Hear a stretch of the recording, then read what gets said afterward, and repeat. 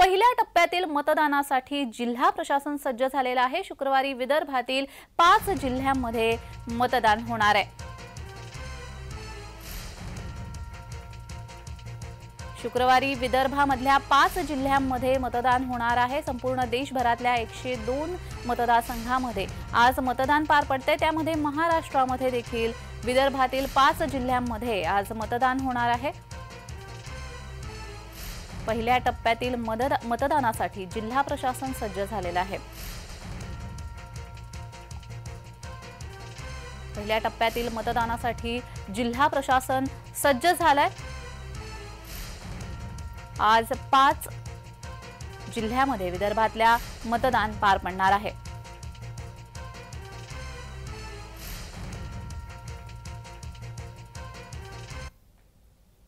तर या संदर्भात अधिक माहिती देण्यासाठी आमचे प्रतिनिधी हितेश मेश्राम हे आपल्याशी जोडले गेले आहेत। हितेश, आज पहिल्या टप्प्यातील मतदान होते, तिथल्या 5 जिल्ह्यांमधल्या विदर्भातल्या 5 जिल्ह्यांमध्ये हे मतदान पार पडते। कशा पद्धतीने तिथली तयारी केली गेली आहे? नक्कीच आपण जे बघतो आहे ते नागपूर आणि रामटेक मध्ये सध्याची परिस्थिती आहे ती सकाळी 7 ते संध्याकाळी 6 वाजेपर्यंत जे आहे ते मतदान होणार आहे। आणि नागपूरमध्ये बघितलं गेलं तर 2105 आणि रामटेकमध्ये 2405 असे मतदान केंद्र जे आहेत ते इथे आहेत। आणि दोन्ही मतदारसंघाचं एकूणच बघितलं तर 4510 जे मतदान केंद्र आहेत ते असणार आहेत।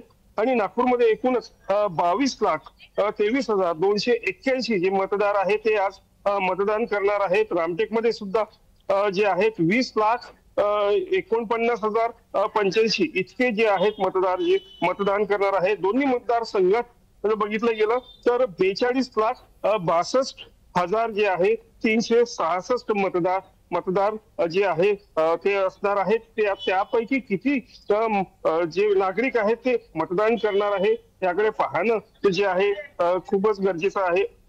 28,000हून जी काही व्यवस्था करण्यात आली आहे निवडणूक प्रक्रियेकरता ते 28,000हून जे अधिक कर्मचारी आहेत ते इथे आहेत आणि त्यानंतर जी तैनात केलेले आहेत। आणि मतदान प्रक्रिया जी शांतपणे पार पडण्याकरता जी पोलीस प्रशासनाकडून जे आहे 321 जे आहेत ते पोलीस अधिकारी तसेच 4250 जे आहेत पोलीस कर्मचारी हे तैनात करण्यात आले आहेत।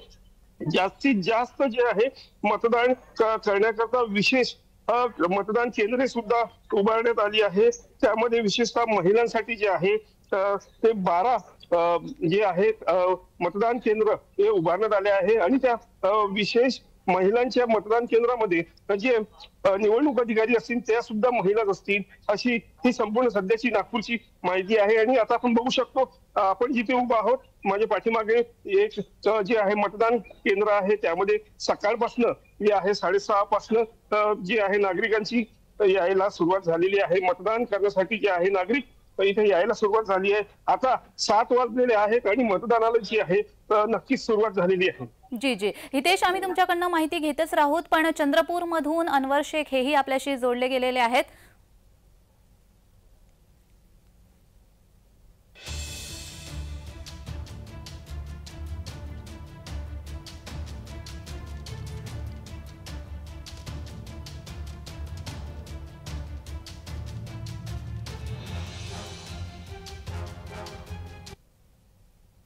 तर चंद्रपुरातून अनवर शेख हे आपल्याशी जोडले गेलेले आहेत। अनवर, चंद्रपूरमध्ये कशा पद्धतीने मतदानाची तयारी करण्यात आलेली आहे? नक्कीच प्रशासनाने तयारी केलेली आहे। प्रशासन सज्ज आहे। चंद्रपूर मध्ये जे वणी आहे, राजुरा आहे, बरोरा आहे आणि चंद्रपूर हे मतदारसंघ जे आहे यामध्ये एकूण 2118 मतदान केंद्र तयार करण्यात आलेले आहे। आणि यासाठी 9,04,000 कर्मचारी हे सगळं मतदान प्रक्रिया सांभाळत आहेत। महत्वाचं म्हणजे आज लोकसभेसाठी सुधीर मुनगंटीवार आणि प्रतिभा धानोरकर यांची प्रतिष्ठा पानाला लागलेली आहे। त्यासाठी आज मतदान होणार आहे। सकाळी 7 वाजेपासून तर संध्याकाळी 6 वाजेपर्यंत हा मतदान होणार आहे। मागील 2019 मध्ये आपण बघितलं तर फक्त चंद्रपूर लोकसभाचं मतदान जे आहे ते 53% झालं होतं। परंतु आता याला टक्केवारी वाढवण्यासाठी प्रशासनाने अनेक योजना आणलेली आहे, अनेक शक्कल लावलेली आहे। जेणेकरून मतदानाचं जे टक्केवारी आहे ते वाढलं पाहिजे, लोक मतदान करायसाठी बाहेर आले पाहिजे, अशी अनेक सुविधा प्रशासनाने केली आहे। आपण जर बघितलं की पोलीस प्रशासन असो किंवा जिल्हा प्रशासन असो यांनी सगळं व्यवस्थित बंदोबस्त केलेला आहे आणि आज सकाळी 7 वाजेपासून मतदानाला सुरुवात झाली आहे। सुधीर मुनगंटीवार आणि प्रतिभा धानोरकर यांची प्रशिक्षण पाहायला लागलेली आहे। आता मतदार आपला मतदान करून आपला मतपेटीमध्ये आता टाकणार आहे। जी जी अनवर, खरं बघता आता मतदान थोड्या वेळातच सुरू होईल, मात्र नागरिकांचा तिथला उत्साह कसा आहे? कारण गरमीचे दिवस सुरू झालेले आहेत, उन्हाळा सुरू झालेला आहे, त्यामुळे सगळ्यात जास्त जे तापमान आहे तिथे चंद्रपूर नागपूर ह्या भागामध्ये असतं। कशा पद्धतीने नागरिकांचा उत्साह दिसून येतो एकंदर? नक्कीच आपण बघितलं की सकाळी 6:30 वाजेपासून इथं नागरिकांनी गर्दी केलेली आहे। नागरिक आपला नाव शोधत आहे, नागरिक मतदानासाठी उपस्थित झालेले आहे। कारण की सकाळपासूनच गरमीचे उन्हाचे जे चटके आहे हे चंद्रपूरमध्ये इथं आता सोसावत आहे, लागत आहे, म्हणून आता नागरिक सकाळी मतदानासाठी बाहेर पडलेले आहे। आणि नक्कीच जे 10 ते 11 वाजेपर्यंत जे पहिला टक्केवारी येतो त्यामध्ये चंद्रपूरमध्ये जास्त टक्केवारी येण्याची शक्यता आहे। जी जी जी अनवर, आपल्यासोबत नागपूरहून हितेश मेश्राम हे देखील जोडले गेलेले आहेत। हितेश, तिथे कशा पद्धतीने तयारी करण्यात आलेली आहे? कारण एकंदर विदर्भातच उन्हाचा पारा खूप चढलेला असतो दिवसा, तर कशा पद्धतीने तिथे तयारी करण्यात आली आहे? नक्कीच जे तापमान जे नागपूरचं आणि विदर्भाचं जे जास्त असल्यामुळे जे आहे नागरिक सकाळी 6:30 वाजेपासूनच घराबाहेर पडत आहेत आणि 10, 11 आणि फार तर 12 वाजेपर्यंत जे आहे मतदान जे आहे 50% जे झालं पाहिजे त्याकरता जे आहे नागरिक सगळे थंड वातावरणाकरता घराबाहेर पडत आहेत। आणि त्यानंतर दुपारच्या वेळेस जे आहे ते थोडं मतदानाची जे नागरिक आहे मतदानाकरता येणार आहे ते थोडे कमी आपल्याला टक्के पाहायला मिळणार आहे, कारण की वातावरण जे आहे ते 40 पेक्षा अधिक जाताना आपल्याला इकडे विदर्भात पाहायला मिळत आहे। आणि त्यानंतर संध्याकाळी परत 4 ते 6 वाजेपर्यंत जे आहे 2 तासात अजून अधिक जे मतदान आहे ते होण्याची जी शक्यता आहे हे वातावरण जे आपण बघतो आहे त्यामुळे सकाळी आणि संध्याकाळी जे आहे मतदान जे आहे विदर्भात जास्तीत जास्त होण्याची शक्यता आहे। जी जी हितेश, एकंदर नागरिकांची संख्या बघता मतदानाचा टक्का कितीपर्यंत असू शकतो असं वाटतंय? नक्कीच मागच्या 2019 मध्ये लोकसभा निवडणुकीत च्या वेळी जे मतदान झाले होते त्यावेळेस 57% जे आहे मतदान जवळपास जे आहे मतदान झालं होतं। पण यावेळेस मात्र प्रशासनातर्फे असो किंवा जे उमेदवार प्रचार करत होते त्यांच्यातर्फे नागरिकांना जे आहे बजावत होते की सगळ्यांनी जास्तीत जास्त प्रमाणात मतदान करावे आणि जो पर्सेंटेज आहे म्हणजे जे टक्केवारी आहे ती मागच्या वेळेस पेक्षा अधिक व्हावी, त्या अनुषंगाने जर बघितलं गेलं तर यावेळेस 64 ते 65% अधिक जे आहे मतदान होण्याची शक्यता आहे ते आज आपल्याला संध्याकाळपर्यंत नक्कीच माहिती पडेल। जी जी धन्यवाद हितेश, तुम्ही दिलेल्या या सविस्तर माहितीसाठी। तर पहिल्या टप्प्यातील मतदानासाठी जिल्हा प्रशासन सज्ज झाले आहे। आपल्यासोबत अनवर शेख हे चंद्रपूरमधून जोडले गेलेले आहेत। अनवर, चंद्रपूरमध्ये जर आपण पाहिलं 2019 मध्ये काँग्रेस आलं होतं आणि आता सुधीर मुनगंटीवार विरुद्ध प्रतिभा धानोरकर अशी लढत असणार आहे। काय वाटतंय एकंदर पाहिलं असता? नक्कीच आपण जे बघितलं होतं की 2019 मध्ये बाळू धानोरकर हे महाराष्ट्रामधून एकटेच खासदार निवडून आले होते काँग्रेसची आणि त्यांच्या विरुद्धमध्ये अंतराजी अहिर होते, परंतु काँग्रेसची सीट म्हणजे चंद्रपूरची जे सीट आहे हे बीजेपीसाठी अत्यंत महत्वाची होती, म्हणून चेहरा बदलून त्यांनी आता सुधीर मुनगंटीवार जे आहेत त्यांना लोकसभेची हे दिलेली आहे। सुधीर मुनगंटीवार जे आहे हे 6 वेळा आमदार राहिलेले आहे। आमदार राहिले असताना त्यांनी पालकमंत्री होते आणि त्यांनी जे आपलं विधानसभा क्षेत्र आहे त्याचं चेहरा पलटलेला आहे, तिथं विकासाचे काम केलेले आहे। त्यामुळे आता जे प्रतिभा धानोरकर आहेत त्याच्या समोर हे खूप मोठी लढाई आपल्याला म्हणता येईल। आणि जे महत्वाचं होतं की सुधीर मुनगंटीवार जेव्हा पासून आपला नामांकन दाखल करण्यात आलं होतं तेव्हापासून प्रतिभा धानोरकर यांची हवा होती, प्रतिभा धानोरकर निवडून येत होते म्हणून असं पूर्ण लोकसभा क्षेत्रामध्ये सुरू होता। परंतु आता जे प्रचार होता, प्रचारच्या शेवटच्या दिवशी अंतराई जाहीर आहे, इथले अपक्ष आमदार आहे, किशोर जोरगेवार आहे, हे सगळे एकत्र आले आहे आणि एकत्र आल्यानंतर सुधीर मुनगंटीवार यांना पाठबळ मिळालेलं आहे, यांची बाजू भक्कम झालेली आहे आणि आता असं लोकसभा क्षेत्रामध्ये असं येत आहे की सुधीर मुनगंटीवार हे निवडून येतील अशी लोकांमध्ये आता चर्चा सुरू आहे। जी जी, धन्यवाद अनवर तुम्ही दिलेल्या या सविस्तर माहितीसाठी। पहिल्या टप्प्यातील मतदानासाठी जिल्हा प्रशासन सज्ज झाल्याचं आपल्याला पाहायला मिळते। शुक्रवारी विदर्भातील 5 जिल्ह्यांमध्ये हे मतदान होणार आहे। संपूर्ण देशभरातच 102 मतदारसंघांमध्ये मतदान पार पडणार आहे, तर महाराष्ट्रातील विदर्भामधल्या 5 जिल्ह्यांमध्ये हे मतदान होत आहे। संपूर्ण जिल्हा प्रशासन हे या पहिल्या टप्प्यातील मतदानासाठी सज्ज झालंय।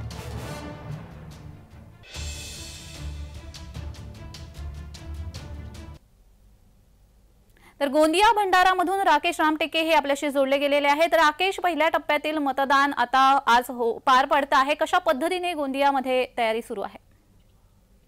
गोंदियामध्ये जिल्हा प्रशासनाने सर्व व्यवस्था केली असली तरी सकाळच्या सुमारास मतदार हा घराच्या बाहेर सध्या आपल्याला निघालेला नाहीये आणि त्यामुळे सर्वच केंद्रावर सध्या सुखसुखाट पाहायला मिळत आहे आणि जसजशी वेळ जाईल तसे आता मतदार देण्यासाठी समोर वळतील अशी शंका आहे आता। जी जी, कशा पद्धतीने तिथली लढत असणार आहे? खरं पाहिलं तर गोंदिया भंडारा जिल्ह्यामध्ये भाजपा विरुद्ध काँग्रेस अशीच थेट लढत राहणार आहे आणि मागच्या वेळेस सुनील मेंढे हे मताधिक्याने निवडून आले होते आणि पुन्हा दुसऱ्या वेळेस पक्षाने त्यांना संधी दिली आहे आणि त्यामुळे यावेळेस सुद्धा त्यांना निवडून येण्याची चांगली संधी सध्या निर्माण झाली आहे। गोंदियाचे अपक्ष आमदार यांनी सुद्धा त्यांना पाठिंबा दर्शवला आहे आणि त्यामुळे गोंदिया भंडारा जिल्ह्यामध्ये भाजपा सध्या मजबूत स्थितीमध्ये पाहायला दिसत आहे। जी, सर्वच ठिकाणी आता मतदान सुरू झाल्याचं पाहायला मिळतंय, पण अजूनही गोंदियामध्ये मतदान सुरू झालेलं नाहीये मतदान केंद्रावर असं तुम्ही म्हणता आहात। साधारण नागरिकांचा कल कशा पद्धतीने दिसून येतोय? साधारणतः पाहिलं सकाळची वेळ आहे आणि सामान्यतः लोक कामात असल्यामुळे मतदार केंद्रावर मतदारांची संख्या फार नगण्य आहे, पण हळूहळू जसजशी वेळ जाईल तसतशी आता लोक मतदान करण्यासाठी आता घराबाहेर निघतील अशी परिस्थिती आहे आणि 8च्या नंतरच मतदानाला या ठिकाणी वेग येईल आणि सामान्यतः ग्रामीण भागामध्ये जसं गोंदिया जिल्ह्यातील आमगाव आणि सळक मोरगाव अर्जुनी या तालुक्यामध्ये 3 वाजतापर्यंत मतदान आहे आणि त्यामुळे सकाळच्या सुमारास या ठिकाणी मतदानाला सध्या वेग आहे, पण बाकी ठिकाणी जर विचार केला तर भंडारा आणि गोंदिया जिल्ह्यामध्ये हवा तेवढा वेग सध्या आला नाही। जिल्हा प्रशासन, पोलीस प्रशासनाने कशा पद्धतीने तयारी तिथे केली आहे?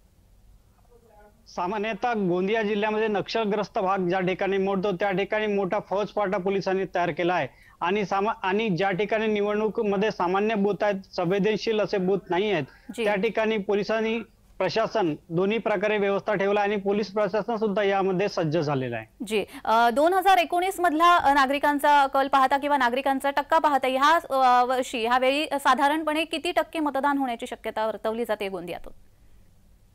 मागच्या वर्षीचा जर विचार केला तर 65% मतदान गोंदिया जिल्ह्यामध्ये झालं होतं आणि यावेळेस प्रशासनाने सुरुवातीपासूनच कंबर कसली होती आणि जवळपास 75% मतदान नेण्याचं प्रशासनाचं आव्हान आहे, पण तेवढं मतदान होते की नाही या सध्या शंका या ठिकाणी आहे। जवळपास अंदाज लावला तर पुन्हा 60-65 पर्यंत मतदान होण्याची गोंदिया जिल्हा आणि भंडारा जिल्ह्यामध्ये सध्या शक्यता आहे। नागरिकांनी कशा प्रकारे उत्साह तिथे दाखवलेला आहे? नागरिक कशा पद्धतीने या मतदानाकडे पाहतायत? खऱ्या अर्थानं पाहिलं तर गोंदिया जिल्ह्यातील नागरिक सध्या मतदानाकडे फार कमी आपण बूथ केंद्रावर पाहिलं तर सध्या उपस्थिती पण असं वाटते की उत्साह तेवढा दिसून येत नाही, पण जसजशी वेळ वाढत जाईल तसतसा उत्साह मतदारामध्ये निर्माण होईल अशी सध्या परिस्थिती आहे। जी जी, धन्यवाद राकेश तुम्ही दिलेल्या या सविस्तर माहितीसाठी। पहिल्या टप्प्यातील मतदानासाठी जिल्हा प्रशासन हे सज्ज झालेलं आहे। विदर्भामध्ये 5 ठिकाणी हे मतदान होत आहे। जिल्हा प्रशासनाने, पोलीस प्रशासनाने अगदी चोख बंदोबस्त इथे ठेवलेला आहे।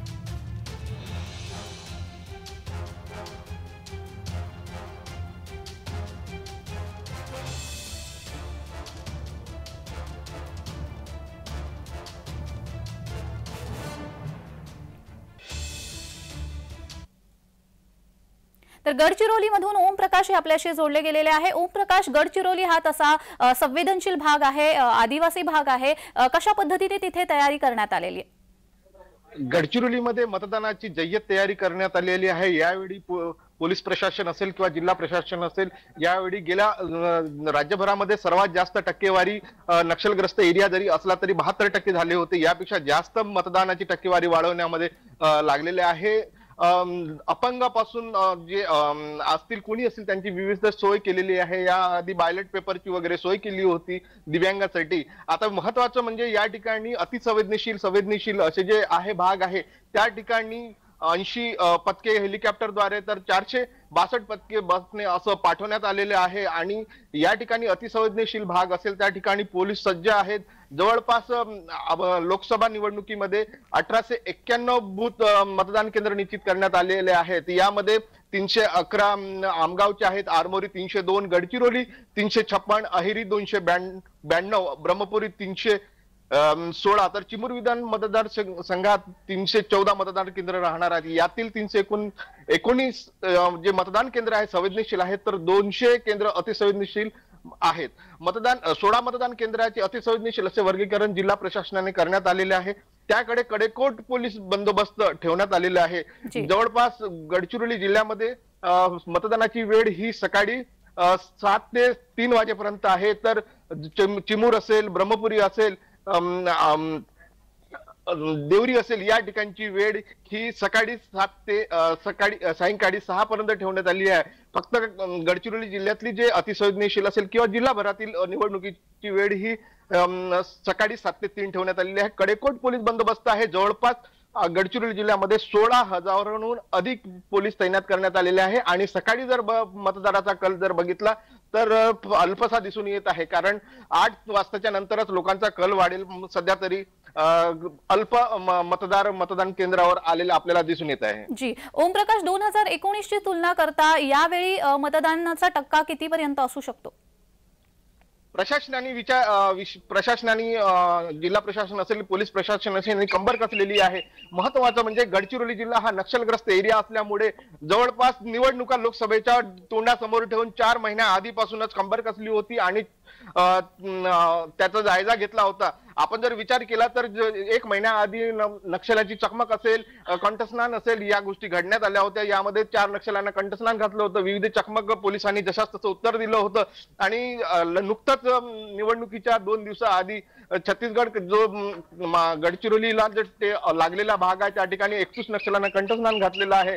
त्यामुळे यावेळेच्या जर निवडणुकीची परिस्थिती बघितली तर पोलीस बंदोबस्त कडेकोट आहे। यामुळे नक्कीच यावेळी वाढ होणार आहे। आणि दुसरी गोष्ट जे नक्षल प्रभावित जो एरिया आहे त्या ठिकाणी जर 25 घर असतील तरी त्या ठिकाणी पोलीस प्रशासन सज्ज आहे आणि त्या ठिकाणी पोहोचलेले आहे। कुठलाही अनुचित प्रकार घडू नये याची पण खबरदारी घेतलेली आहे। विशेष करून यावेळी ड्रोन कॅमेऱ्याचा वापर केला गेला आहे, जे जवळपास 130 ड्रोन कॅमेरे आहेत। तर जवळपास 30 डिटेक्टिव्ह वाहन आहे, जे की डिटेक्टिव्ह वाहन 30 किलोमीटर पर्यंतचं अंतर गाठू शकतं।